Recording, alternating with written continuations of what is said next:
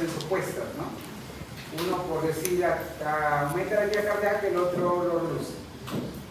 Uno causa amidiasis, el otro causa miosis. Y así. Entonces, ¿qué implicaciones tiene eso? Que hay más de una forma de obtener el mismo efecto. Por ejemplo, si van a un examen oftalmológico y les quieren dilatar la pupila para ver el fondo de ojo, para ver su retina, cómo está, podríamos lograr más de una forma, ¿no? Si el que lo dilate es simpático, bueno, podríamos dar fármacos que inhiban al simpático, digamos un simpático mimético. Pero también podríamos darle un inhibidor del que hace lo opuesto. Si lo opuesto es la miosis y el parasimpático lo causa, podríamos dar un parasimpático lítico. Lisis, recuerden, significa inhibir, destruir, contraponerse, ¿no? Un parasimpático lítico es algo que inhibe el parasimpático.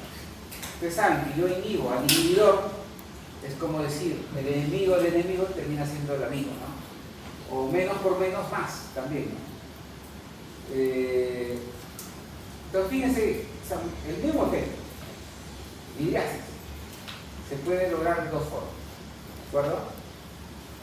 Y si hablamos de otra función, como por ejemplo la vascular, todavía se hace más diversas las opciones. Porque, por ejemplo, ¿quién contrae los vasos? El mecanismo alfa 1. Pero, ¿quién lo inhibe? Bueno, el alfa 2. A nivel cardíaco, sabemos que el que lo activa es el beta 1, beta 2, ¿no? Simpático, y quien inhibe es el parasimpático a través del N2. Entonces, como verán, hay más de una opción contra el nivel cardíaco. Si hay un paro cardíaco, ¿qué podría dar? Bueno, una agonista beta, puede ser adrenalina, noradrenalina, puede ser dopamina, puede ser isoproterenol, todo eso se activa beta 1, beta 2. Pero también podría inhibir al M2, la atropina, es un antimuscarínico. El resultado es el mismo, favorecer la actividad cardíaca. En fin, así podríamos plantear diversos ejemplos, y el hecho que partiendo de que estos son opuestos, ¿no?, controlan funciones de manera opuesta, entonces deducimos que hay más de una forma de lograr un efecto, o activando quien lo activa, o inhibiendo al que lo inhibe. ¿De acuerdo? Muy bien. Recordando su fisiología, bueno, su morfofisiología en realidad, es decir, el autonómico pertenece al sistema nervioso periférico, ¿no es cierto? ¿Por qué? Porque está formado por nervios, tanto de segmentos sacros como de los pares craneales periféricos, porque el central pues es cerebro, tallo, médula espinal. Pero los nervios, pues, nervios periféricos. Pero ustedes saben también que el sistema nervioso periférico se divide en sensitivo o motor. ¿A cuál pertenece el autonómico? ¿O es una tercera división? No, pertenece a uno de estos dos, al motor. ¿Por qué al motor? Porque, a ver, si hablamos del músculo cardíaco, ¿qué es? Motor, ¿no? Peristalsis, motor. Secreción, también, ¿no? Para la inyección, pues motor, ¿no? O sea, en autonómico, básicamente las vísceras que son controladas son contráctiles. Músculo liso, músculo cardíaco, y bueno, ahí le agregamos glándulas. Pero a eso se resumen las funciones autonómicas, ¿no? Contraer músculo liso cardíaco o estimular secreción. Cualquier función que ustedes digan está controlada por el autonómico va a caer en una de esas categorías. Por eso ahí las imágenes son muy contundentes. ¿De acuerdo? Entonces pertenece a la división motora. Pero ustedes saben que lo motor también es autonómico y voluntario. Por ejemplo, en este momento el músculo laríngeo, estamos hablando voluntariamente. ¿Qué músculo será? ¿Liso o esquelético? Esquelético. Esquelético, porque estoy hablando voluntariamente, ¿no? No está hablando mi pulmón, mi corazón. Estoy hablando voluntariamente, digo las palabras que quiero decir.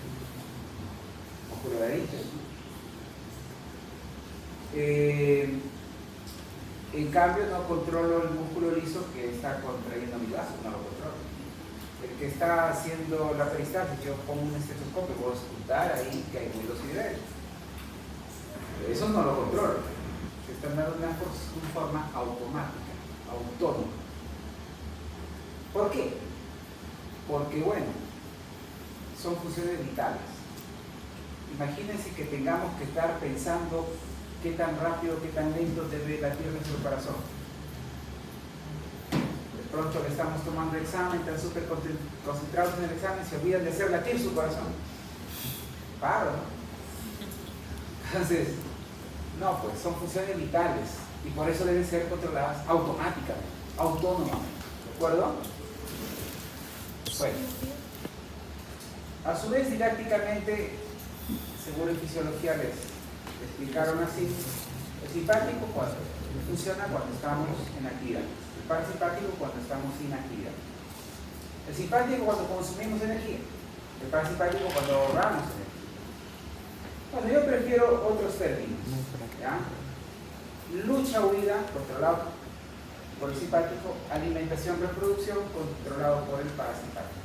Ya vamos a ver que todas las funciones podemos incluso deducirlas, o sea, no solo memorizar, por ahí se le puede fallar la memoria y recuerdan mal, evocan mal, lo confunden, quizá lo opuesto. Van a ver que didácticamente con estos términos fácilmente deben recordar la función.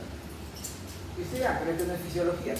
Pero es que los fármacos, ¿qué hacen? Imitar esta fisiología. O sea, los fármacos, como hemos dicho, si ustedes dicen, este es un simpático mimético, bueno, hace lo mismo que el simpático. No, este es un parasimpático mítico, inhibe las funciones del parasimpático. ¿Ok? Entonces, no es algo nuevo que ustedes deban aprender, es recordar su fisiología y saber que el fármaco puede imitar o puede inhibir esa función.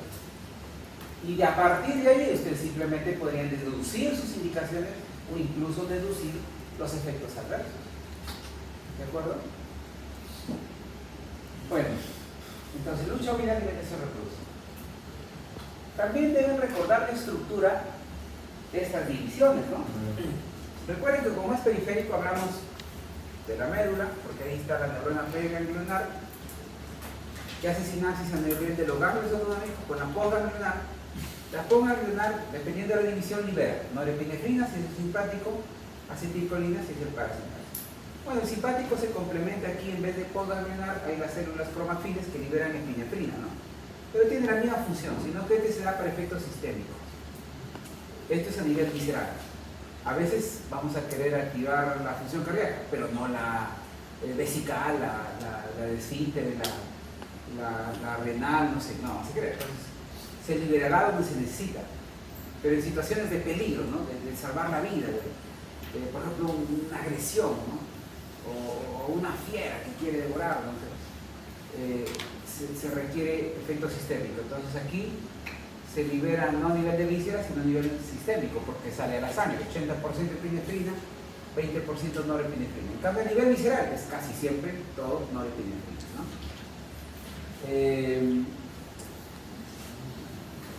Pero a nivel ganglionar, recuerden que en ambas divisiones lo que se libera es acetilcolina. ¿Habrá fármacos que actúan a nivel ganglionar? No. Porque supongamos que damos un agonista nicotínico. Bueno, activaría el simpático y también el parasimpático. Y como las funciones son opuestas, o sea, lo ponemos a luchar a dos divisiones y ¿cuál sería el propósito? Más uno, menos uno, que de nada.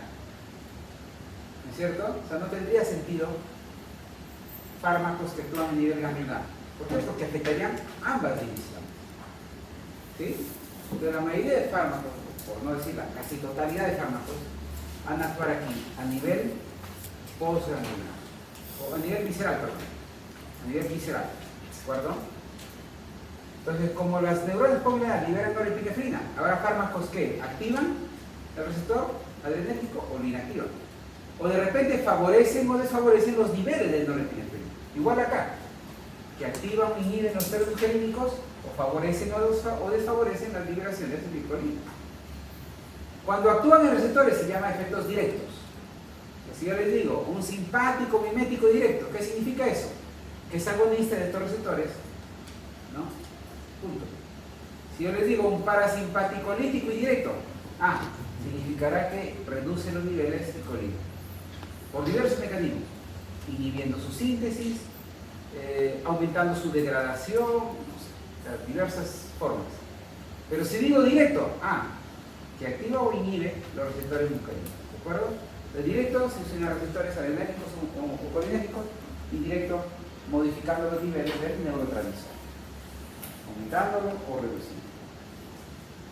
Entonces los fármacos van a actuar acá, nivel visceral, ¿de acuerdo? O a lo mucho a nivel presináptico, ¿no? Pero no a nivel ganglionar, ¿de acuerdo? Y en cuanto a los receptores adrenérgicos, ¿cuáles son? Los alfa, los beta. Desde los alfa, alfa 1, alfa 2, beta, beta 1, beta 2, 3. Acá igual, muscarínicos, del 1 al 5, pero lo diferenciamos entre impares y pares. ¿Por qué? Igual acá los alfas, impares y pares. Porque cuando los científicos, los académicos les pusieron nombre a estos receptores, se pusieron de acuerdo y dijeron, miren, a los que están a nivel posináptico, por ende, estimulan la función de la que se encarga esa división autonómica, le vamos a poner impares. Y a los que están a nivel presináptico, le vamos a poner pares. O sea, en otras palabras, los pares están a nivel presináptico. ¿Y para qué están ahí? ¿Para qué? ¿Cuál es la función de los receptores presinápticos? Porque cuando se libera el neurotransmisor, se van a unir los receptores posinápticos en la víscera, pero también en la misma terminación nerviosa de presináptico. ¿Cuál es el propósito de que se unan también a esos receptores? ¿Para evitar qué? ¿Se acuerdan? Para evitar la liberación excesiva de neurotransmisores. Excelente, para evitar la sobreestimulación. O sea, es una forma de control, de retroalimentación negativa. Para evitar la excesiva liberación del neurotransmisor, ser a nivel presináptico, y obviamente tiene que ser un mecanismo opuesto. ¿De acuerdo? O sea, evitar oponerse. Y pidiendo sobre todo que se liberen más neurotransmisor. Entonces los pares tienen función inhibitoria. Pero hay una pequeña diferencia acá, ¿ya? Por ejemplo aquí, alfa 1 está obviamente a nivel presináptico o posináptico. Porque es impar, bueno, dijimos estimulante, los pares inhibitorios. Obviamente a nivel posináptico. Y alfa 2 a nivel presináptico. ¿De acuerdo? Si por ejemplo se trata de la presión arterial, alfa 1 aumenta la presión porque vasoconstriñe, aumenta la resistencia vascular. Recuerden que presión arterial es igual que gasto cardíaco por resistencia periférica, ¿no? Si aumenta el gasto, más presión. Si aumenta la resistencia, más presión. Si aumentan ambos, aún más presión. Entonces, para reducirlo, ¿qué podría hacer? Bueno, dar alfa 1 bloqueantes, ¿no? O antagonista alfa 1. Pero el alfa 2, como está a nivel presináptico sobre todo, su función es ahí, incluso a nivel central también, y este tiene un efecto inhibitorio, ¿qué tendríamos que dar? ¿Agonistas o antagonistas alfa 2? Para bajar la presión. Agonistas alfa 2. Agonistas. ¿De acuerdo? Y ustedes dirán, ¿y alfa 2 habrá a nivel postsináptico? Sea el escrito que sea, ¿ya? A nivel postsináptico puede que haya alfa 2, de hecho sea escrito, pero ahí también constriñen vasos, o sea, a nivel postsináptico constriñen al igual que alfa 1. Por ende, su papel es intrascendente porque al final predomina el efecto alfa 1. Y el alfa 2 predomina a nivel presináptico, es el inhibitorio. ¿De acuerdo? Entonces, como regla general, quédense que alfa 1 postsináptico estimulante, alfa 2 presináptico inhibitorio. ¿De acuerdo? En muscarínico, en beta, eso generalmente cumple la regla, generalmente, pero hay una excepción, corazón. ¿Ya? Por ejemplo, beta 1, ¿dónde lo encontramos? En nodo sinusal y a nivel renal, ¿no es cierto? En aparato yuxtaglomerular. El corazón estimula el cronotropismo, dronotropismo e inotropismo, o sea, la frecuencia, la fuerza y la velocidad de conducción, ¿no es cierto? A nivel renal estimula la liberación de renina. Ambos efectos llevan mayor presión, mayor hemodinamia. ¿De acuerdo? Entonces, bueno, beta 1 impar cumple su papel que hemos dicho en los impares estimulantes. Beta 2, a pesar de ser par, teóricamente debería ser inhibitorio. Pero el corazón no es inhibitorio, también es estimulante. ¿Por qué? Porque sobre todo encontramos beta 2 a nivel de nodo aurículo-ventricular. O sea, si el sinusal está beta 1, en aurículo-ventricular está beta 2. Pero ambos, beta 1 y beta 2, son cronotrópicos, sinotrópicos y dronotrópicos positivos. Estimulan la función cardíaca. Pero ¿en qué otros tejidos hay beta 2 y sí es inhibitorio? Como dice la regla. Pulmones. ¿En dónde? ¿El músculo liso de dónde? Pulmones. El miometrio, por ejemplo, ¿no? Miometrio. Ahí, en una gestante con amenaza de parto pretérmino, antes de las 34 semanas, debemos inhibir, porque el bebé va a nacer y va a morir porque no están maduros sus pulmones. Entonces, damos tocolíticos, entre ellos beta-2 agonistas. Van a inhibir la contracción. En vasos también hay beta-2, sobre todo vasos que ligan músculo esquelético y cardíaco. ¿Y ahí qué van a causar? Vasodilatación. Son inhibitorios. En bronquios, músculo liso bronquial, ¿qué son? Broncodilatores. Al ser broncodilatores inhiben la contracción. ¿Cierto? Porque la broncodilatación es un proceso pasivo, no es activo. O sea, no es que haya músculo tirando ¿no? para que ensanchar, no. Es que el que constriñe se relaja, ¿cierto? Pues obviamente inhibe la contracción el nivel bronquial. O sea, beta 2 va a ser inhibitorio, cumple la regla, ¿de acuerdo? A nivel función muscular, va a ser inhibitorio. Pero el corazón rompe esa regla y ahí va a ser, o sea, se estimula el coronotropismo y inotropismo, estimula la función cardíaca. Dirán, ¿por qué? ¿Por qué en el resto del organismo es inhibitorio y el corazón es estimulante? Por los segundos mensajeros. Bueno, todos los beta se asocian, son receptores asociados a proteína G. ¿Qué tipo?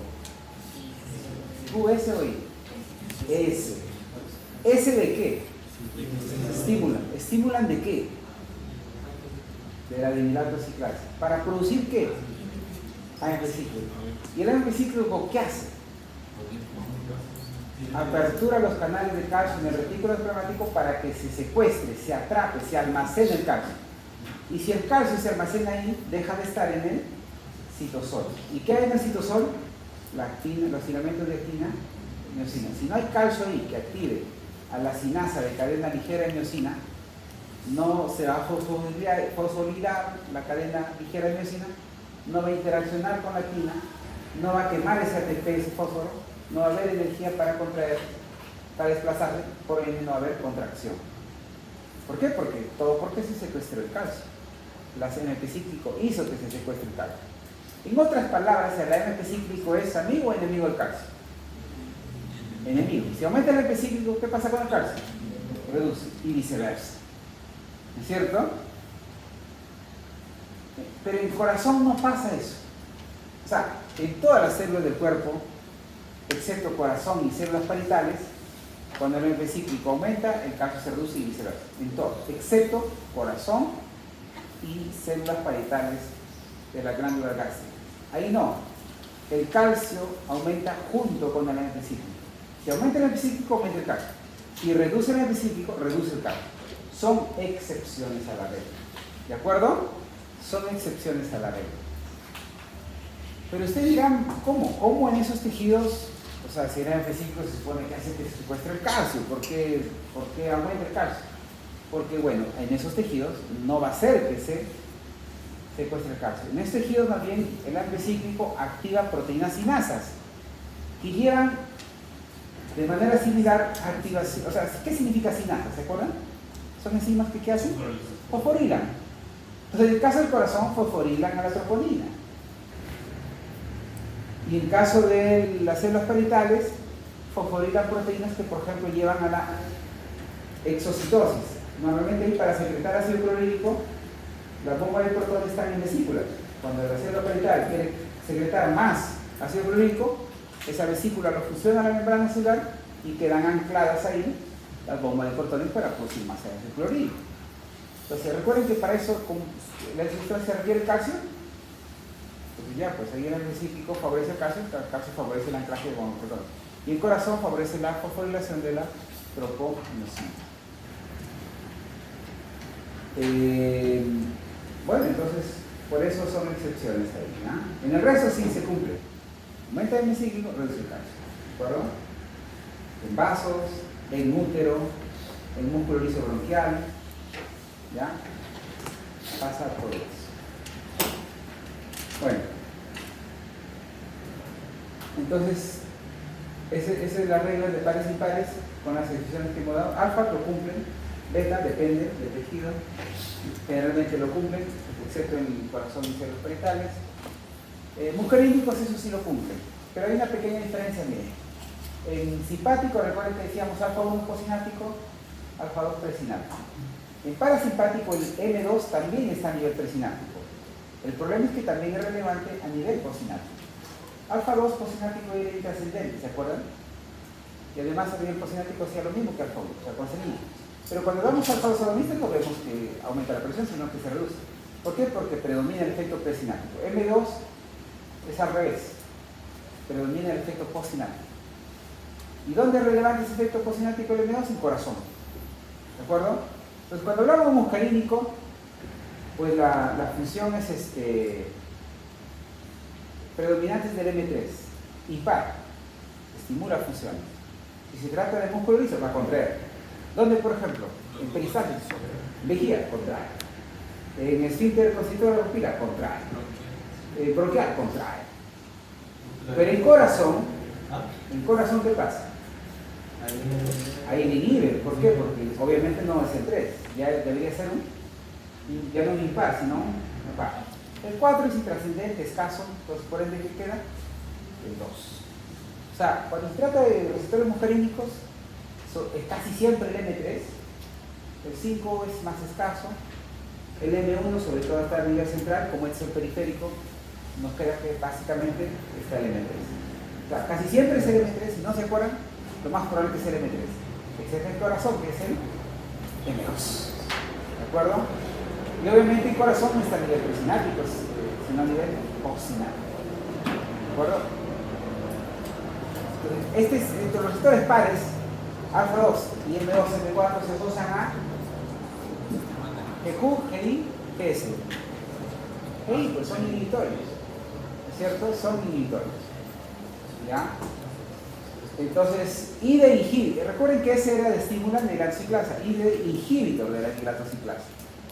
Inhiben a este menos NP cíclico, y si hay menos NP cíclico, ¿qué aumenta? Calcio. ¿Recuerdan? Entonces, pero el corazón, recuerden que era la excepción. Si reduce el NP cíclico el corazón, ¿qué pasa con el calcio? También reduce. Por eso en el corazón M2 es inhibitorio, ¿cierto? Recuerden que el corazón es la excepción. Ahí el NP cíclico es amigo del calcio. Y reduce, también reduce el calcio. Por eso M2 en corazón, ¿cierto? Ahí se entiende cómo es que tiene la función inhibitoria. Ahora, el M2 está en todo, donde hay parasimpático también hay M2, pero a nivel presináptico. Pero ojo, los fármacos, cuando se unen a M2, sobre todo es a nivel postsináptico, casi no se unen a M2 presináptico. Así que el efecto predominante va a ser el postsináptico, ¿ya? Porque el M2 está en todos lados, sí, pero su papel es menos relevante que el alfa 2, ¿no? En el simpático. Por eso, agonistas alfa 2 va a predominar el efecto alfa 2 presináptico. En cambio, agonistas muscarínicos va a predominar el efecto muscarínico postsináptico. El presináptico no va a ser trascendente. No es que no se vea, simplemente clínicamente no va a ser trascendente. Va a predominar el efecto postsináptico. Se va a imponer. ¿De acuerdo? Muy bien. Entonces es un poco para que aprendan reglas, porque cuando hablamos de fármacos basta que le digan este activo inhibe receptor, ya saben qué va a pasar. También deben recordar que la división simpática es también llamada cráneo sacro porque los nervios preganglionares, ¿no? Nacen, o sus cuerpos están ¿dónde? En los segmentos medulares, la sustancia gris, ¿no? De las astas anteriores, o intermedias, más bien dicho, de los segmentos T1 hasta T3. Por eso se llama división tóraco-lumbar. En cambio de la división parasimpática también se llama cráneo sacro. ¿Por qué? Porque las neuronas periganglionares involucran o son fibras de neuronas cuyo cuerpo, ¿dónde está? En núcleos de los nervios craneales, ¿de cuáles? Del 3, del 7, del 9 y del 10, ¿de acuerdo? O sea, del oculomotor, del facial, del glosofaríngeo y del vago, ¿cierto? ¿Pero esto qué controla? Bueno, aquí acomodación del ojo, dilatación o constricción pupilar, glándulas salivales, función respiratoria, cardíaca, gastrointestinal. Pero la parte más distal de gastrointestinal, ¿no? Sobre todo colon, parte final del colon descendente, sigmoide, recto, ano, todo eso y todo lo que es vesical, ¿no? O sea, a nivel pélvico, lo controlan los segmentos o las neuronas perineales están en segmentos sacros, S2 a S4. Por eso se llama cráneo sacro, ¿de acuerdo? Bueno, estas son las dos divisiones clásicas que les han enseñado probablemente, y no sé si les mencionaron que hoy por hoy existe el enfoque en que no solo hay esas dos divisiones, sino una tercera división, que es la división entérica. ¿Por qué?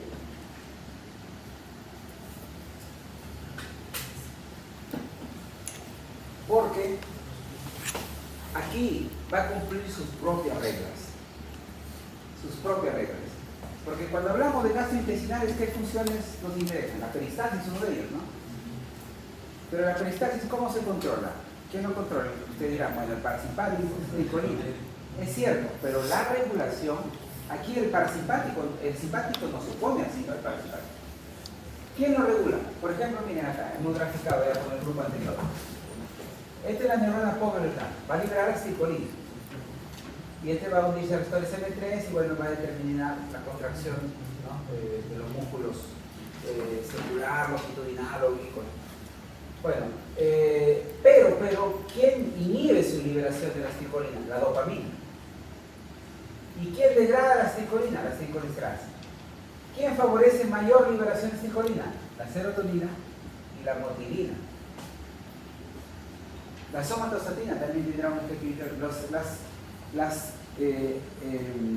Los opioides endógenos, ¿no? Endorfina, dinorfina, cefalina, inhiben también la peristalsis. Lo hemos puesto aquí a nivel de músculo liso, también se absorbe para opioides, ¿no? Inhiben su proceso. Y también tenemos el péptido intestinal vasoactivo. Y si hablamos de secreción ácida, por ejemplo, la gastrina, secreción biliar, la colistoquinina. O sea, a nivel local hay una gran diversidad de sustancias que regulan la función entérica.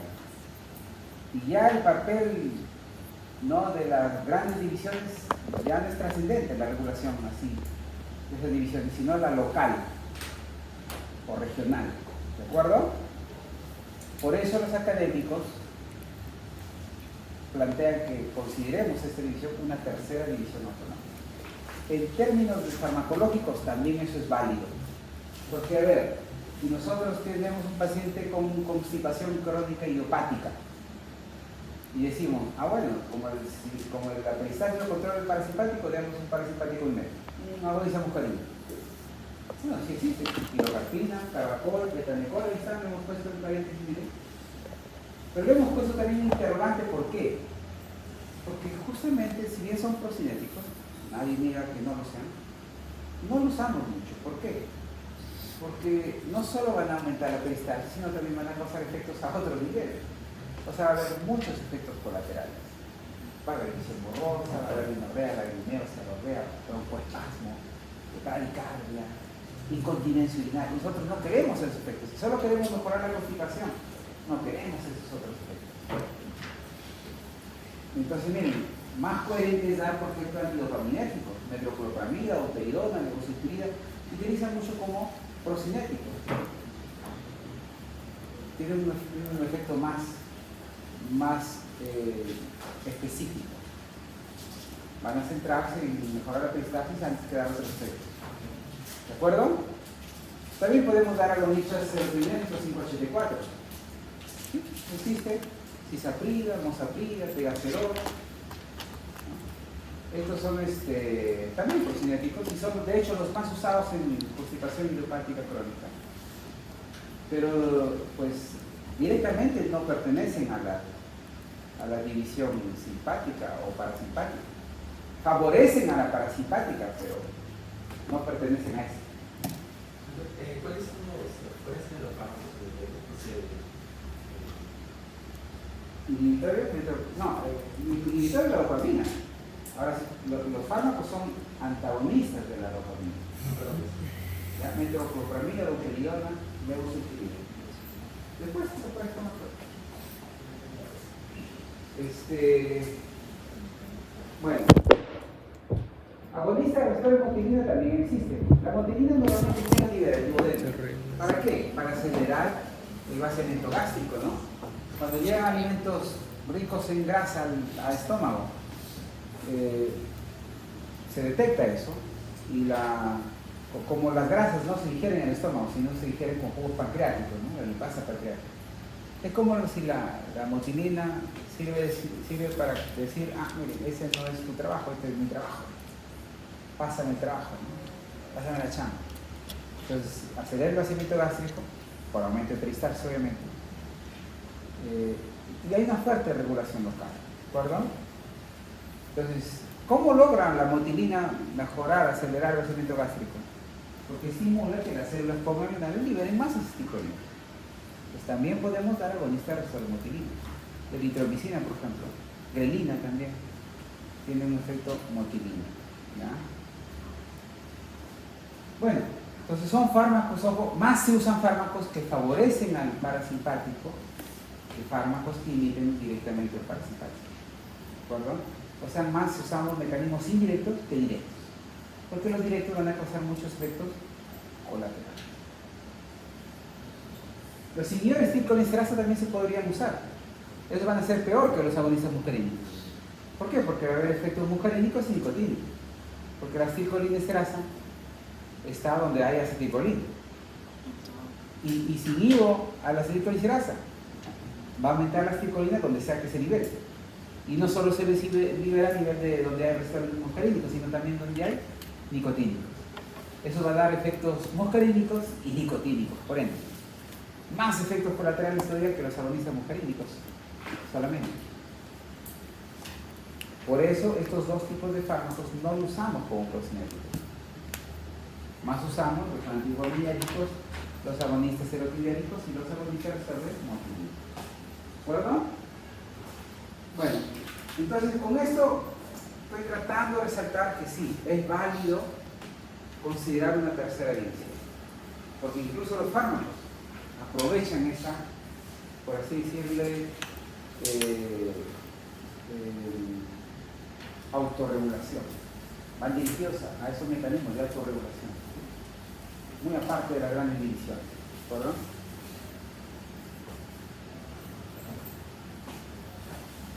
Muy bien.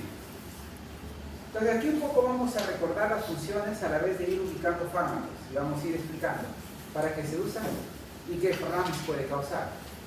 Pero vamos a empezar, fíjense, ya hemos hecho algunos trazos por allá de algunas funciones. Vamos a empezar a nivel cráneo, en dirección cráneo-sacro, o sea, de arriba hacia abajo. Empezando por la visión. La visión, ustedes saben que para ver de cerca o de lejos se modula el diámetro pupilar y el diámetro del cristalino, ¿no es cierto? Eso se llama acomodación, ¿verdad? Para ver de lejos, ustedes dirán, es función en esas cuatro palabritas que les dije que recuerden: lucha, huida, alimentación, reproducción. ¿En cuál encajarían la dilatación pupilar, la miriasis? Lucha, huida. Pero ¿por qué necesito ver el peligro de lejos? No tiene sentido que yo vea el peligro cuando recién llega cerca de mí, porque ya es una fiera. Obviamente nosotros, claro, tenemos ya 10.000 años de civilización, por lo menos forma más primigenia, y de la era tecnológica, pues, ¿no? Ya no somos presas, pero por miles de años el ser humano se estima que ha existido como Homo sapiens, ¿no? Por lo menos 200 a 300.000 años. O sea, si contamos 10.000 años de civilización versus 200, 300.000 años, es como si solo 5 minutos no hayamos sido presas. El resto del tiempo. Pero aún así, en las zonas, por ejemplo, en el Serengeti, en zonas que todavía son salvajes, Hay muchos que mueren por leones, ¿no? En Norteamérica por osos, ¿no? En África también por rinocerontes, también los que paran sumergidos, ¿cómo se llama? Hipopótamos, ¿no? Cocodrilos, ¿no? Caimanes, aquí también hay caimanes, ¿no? O sea, hay gente que todavía es devorado, ¿no? Pues, o atacado por lo menos, ¿sabes? Por eso nuestros mecanismos todavía respetan nuestra condición de como cualquier otro animal y nos ha preparado para eso. Entonces, ojo, haciendo este ejemplo con una fiera, ¿sabes? Un predador, teníamos que verlo de lejos, de cerca ya para qué, ¿no? Entonces, obviamente la midriasis nos prepara para ver el peligro de lejos. Y obviamente es función de él, porque de quién era, nos preparaba para el dicho vida. Simpático. Pues deducimos que es el simpático, pero a su vez sabemos que la pupila, ¿qué es? Un hueco. Es un orificio. Porque la estructura aquí es el iris, ¿no es cierto? El hueco que está en medio es la pupila. Entonces, el músculo que está alrededor de ese hueco, si se contrae, constriñe la pupila, eso se llama miosis. Y hay un músculo en forma de distribución radial que tira de ese iris y ensancha ese hueco. Este es el músculo esfinteriano. Recuerden que todo músculo alrededor de un orificio se llama esfínter. Es músculo esfinteriano o constrictor de la pupila. Y este es el músculo radial o dilatador de la pupila, ¿cierto? Como decimos que la midriasis implica que se ensancha la pupila, obviamente es el radial. Y si decimos que es el simpático, bueno, ahora hay que deducir pares o impares. Tendrían que ser impares, ¿no? Porque son los que cumplen la función. ¿Beta 1 o alfa 1? Bueno, beta 1 hemos dicho es corazón, riñón, punto. No hemos mencionado ojo. ¿Qué nos queda que es? Alfa 1. Es obvio que es alfa 1. ¿Se dan cuenta? Por eso esas reglas que les he dado les ayuda a recordar bien. No, si ustedes solo memoricen y luego se van a embrollar, ¿cuál era? ¿Cómo era? Bueno, alfa 1. El que lo constriñe, bueno, también es un músculo. Y lo constriñe, bueno, si la dilatación lo hace el simpático, la constricción lo hace parasimpático. ¿Pares o impares? Bueno, ¿qué receptores? ¿Muscarínico o nicotínico? Tiene que ser un muscarínico. Los nicotínicos, como he dicho, está a nivel ganglionario, ahí no hay fármaco, ahí no busca que actúen los fármacos. ¿Dónde también está el nicotínico? Es un músculo esquelético, pero eso no pertenece al autonómico. Y a nivel central, pues, tampoco. O sea, ¿qué nos queda? Muscarínico. Pares e impares, obviamente, impares. ¿Será el 3? ¿Será el 5, el 1? ¿Cuál? 3, ya hemos dicho que casi siempre es 3. El 5 es escaso y en todo caso hace lo mismo que el 3. El 1 es tan abundante a nivel central, a nivel periférico escaso. En resumen, M3. Casi siempre es el M3, excepto el corazón, que es el M2. ¿No es cierto? Entonces aquí obviamente llegamos a la conclusión que es el M3. ¿Ya? Muy bien, entonces cuando van al oftalmólogo que le hagan un fondo de ojo, como les dije, ¿qué podríamos usar para dilatar el ojo y ver bien la retina? Un anticolinérgico, también puede ser un agonista alfa 1. Claro, porque el alfa 1 ya dilata. Tú tendrías que activarlo, ¿no? Ser un agonista alfa 1. O un antimuscarínico, ¿no es cierto?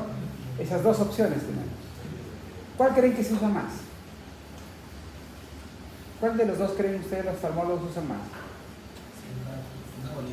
¿No? ¿Un parasimpático lítico o un simpático mimético? Parasimpático lítico o antagonista, ¿me entiendes? O un simpático mimético o agonista alfa 1. Simpático mimético no. Lo lógico parecería, bueno, a ver, si esta función es activada por esto, bueno, activo este proceso. Pero no, miren, aquí es inhibidor del inhibidor. ¿Por qué? Mecanismo indirecto. No es que sea indirecto, porque recuerda que sí se une al receptor, sino que se une al M3. O sea, es indirecto de la perspectiva del simpático, pero directo de la perspectiva del parasimpático, ¿cierto? Este sí se une al receptor. Entonces, es un parasimpático lítico directo, el que podríamos usar, el que se usa más de hecho. La explicación es la siguiente, ¿no?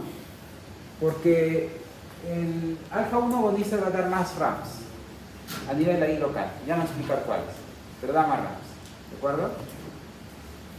Bueno, recuerden que también para ver de cerca o de lejos no solo modulamos el diámetro pupilar, también el diámetro antero-posterior del cristalino.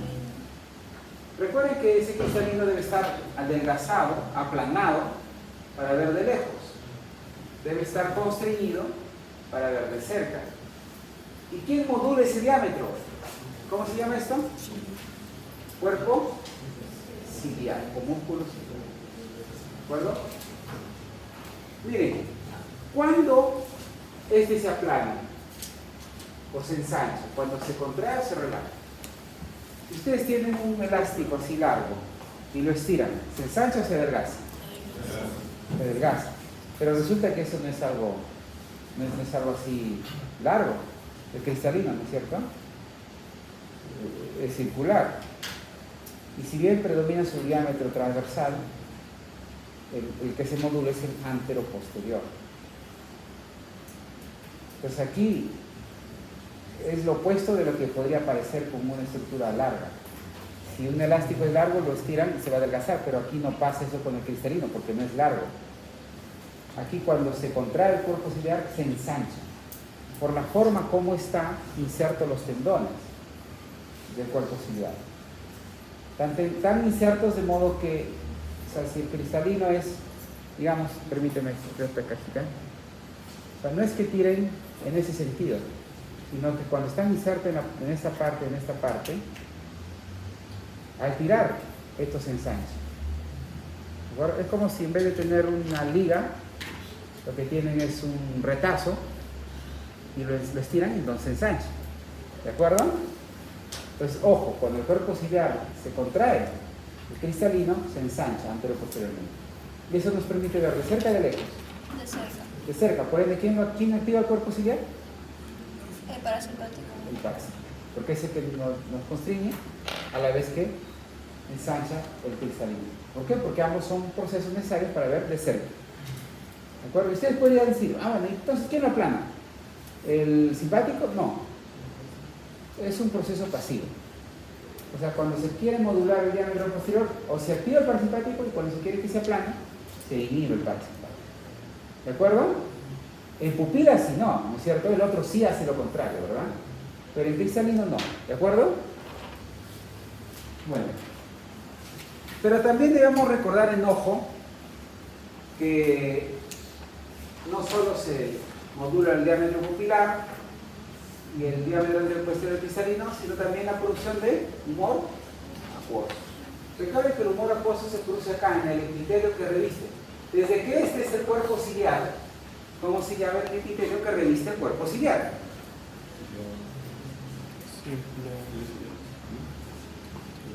¿Cómo se llama el que nace en Lima?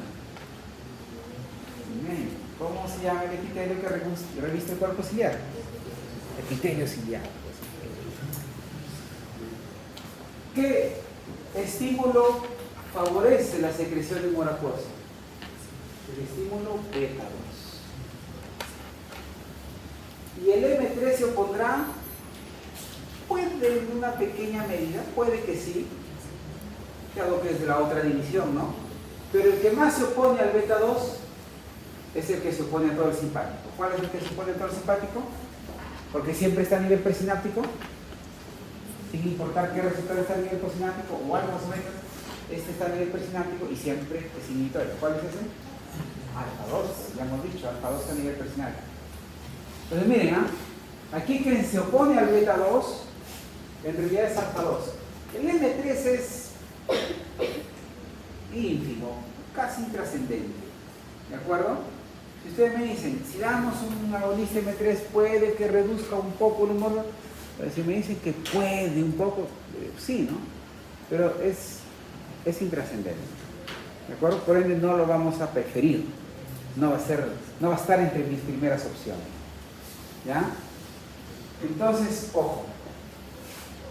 Resulta que ¿qué pasa cuando hay mucha producción de humor acuoso? ¿Cuál es el peligro? Que se produzca mucho humor acuoso, un líquido que sale de aquí donde se produce, ¿no? Del epitelio ciliar, va a salir por la pupila y se debe drenar por este ángulo. ¿Cómo se llama este ángulo?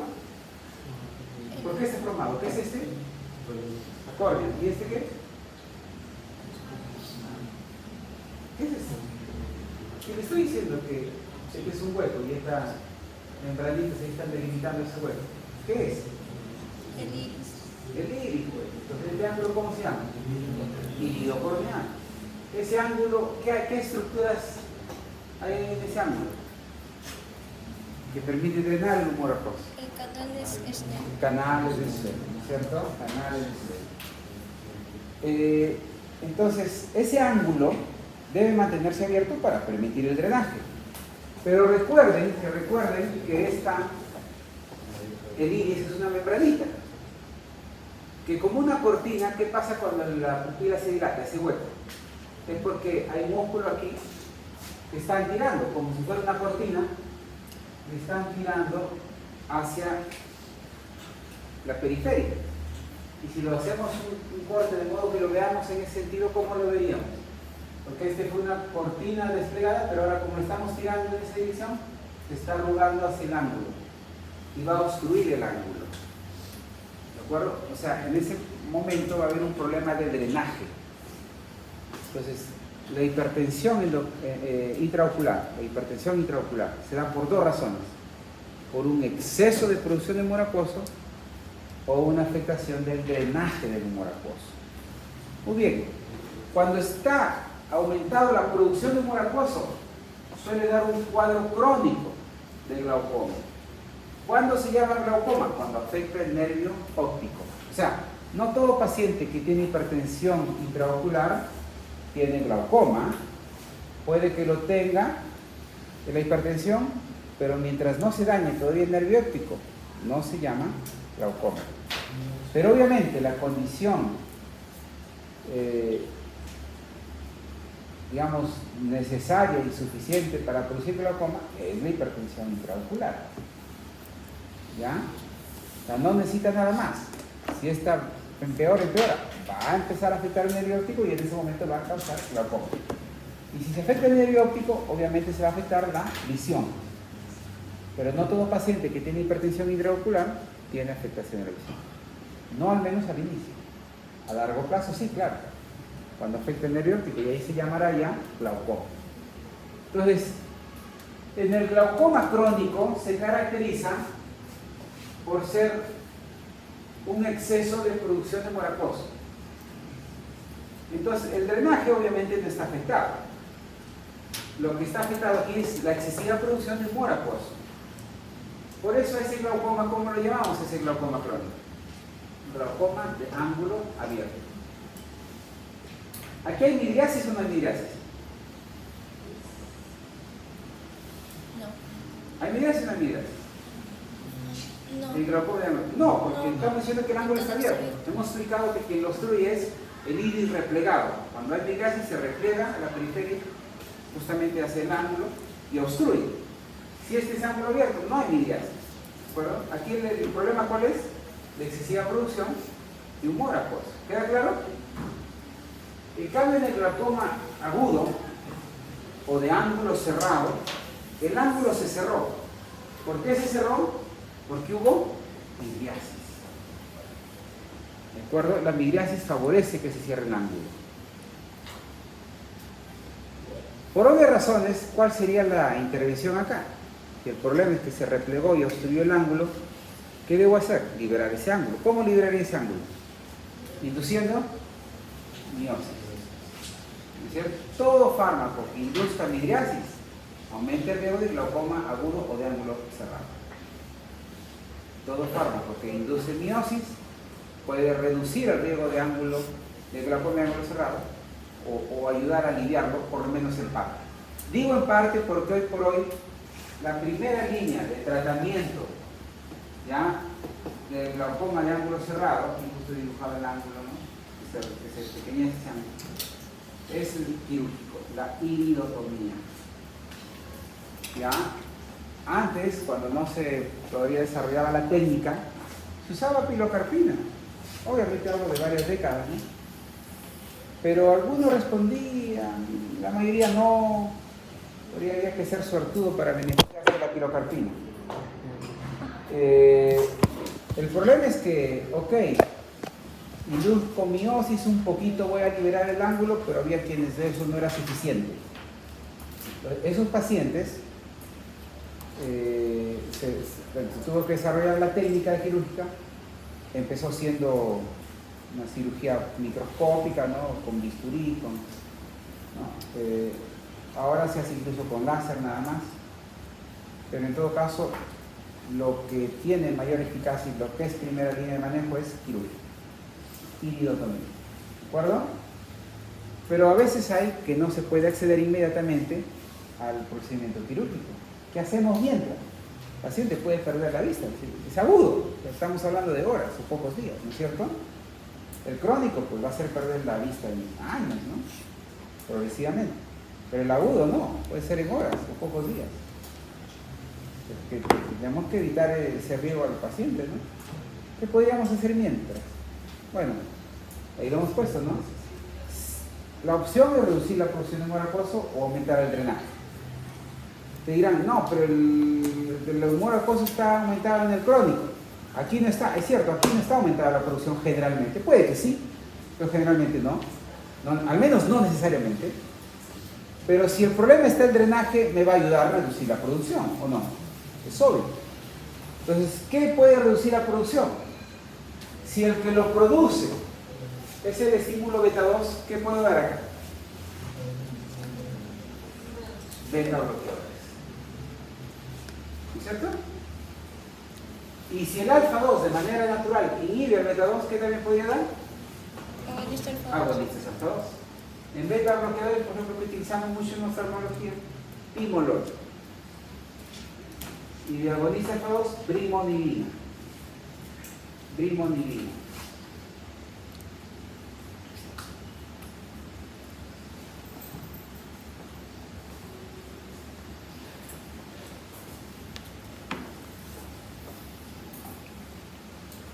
¿Ya?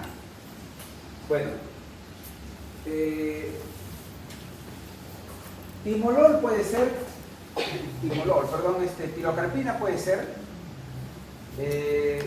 porque bueno, es agonista muscarínico, induce miosis, constriñe la pupila, libera un poco el ángulo, pero sepan que su beneficio va a ser solo temporal, es solo para ganar tiempo, mientras el paciente llega a donde se le puede hacer iridotomía. ¿De acuerdo? Muy bien. En el glaucoma de ángulo abierto, ahí sí, ¿qué usamos de primera línea? Bueno, desde que el problema es el aumento de producción de humor acuoso, la solución está en reducir la producción de humor acuoso. Puede ser también aumentar el drenaje, obviamente, ¿no? Pero se prefiere análogos de prostaglandina F2 alfa, el latanafros. Latanafros. Este no tiene que ver directamente con el autonómico, ya se sabe que ahí a ese nivel las prostaglandinas tienen un efecto inhibitorio de la producción de humor acuoso. Y bueno, aprovechando ese proceso fisiológico de su papel de esa prostaglandina, se han desarrollado análogos y eso hoy por hoy es primera línea. Es solo para que recuerden dónde están ubicados los que sí actúan en autonómico, no es en primera línea. De primera línea son estos, análogos de prostaglandina, como la tanafros. En segunda línea, ahí recién aparecen los que sí actúan en autonómico. Están los beta bloqueadores como el timolol, están los alfa 2 agonistas como la brimonidina. En tercera línea, han quedado relegados los agonistas muscarínicos. ¿Por qué? Porque bueno, su papel es menor. Hemos dicho que quien estimula es el beta 2, que inhibe el alfa 2. El M3 su papel es mucho menor, es insignificante. Por eso casi no tiene mucho papel aquí la pirocarpina. Si lo vamos a usar, lo vamos a usar adicional, ¿no? Supongamos que un paciente ya le dimos latanafros, brimonidina y inhibidor de anhidrasa carbónica. Me olvidé mencionar el inhibidor de anhidrasa carbónica, que también hay. ¿Ya?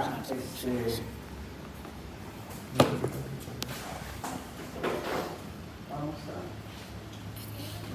ver un nombrecito de más usan. Pero no